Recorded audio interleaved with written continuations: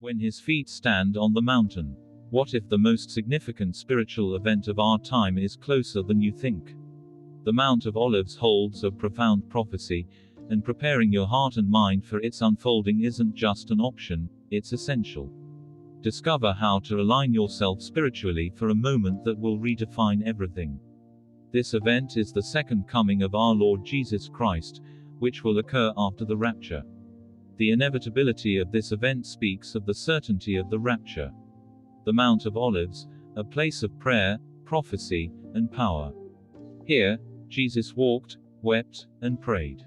Here, his feet left the earth, and here, one day, they will return.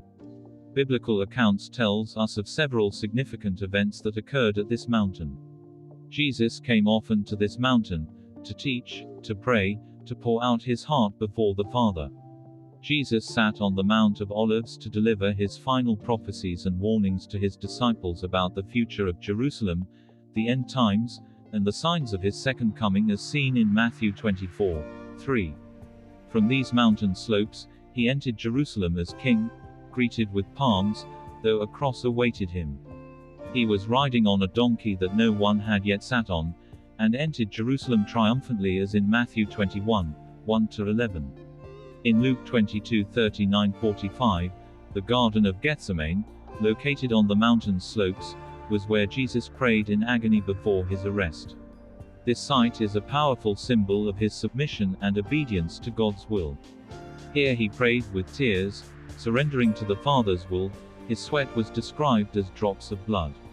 Science has described this as a possible occurrence when the sweat pores open up when unusually stimulated by very deep grief and anguish.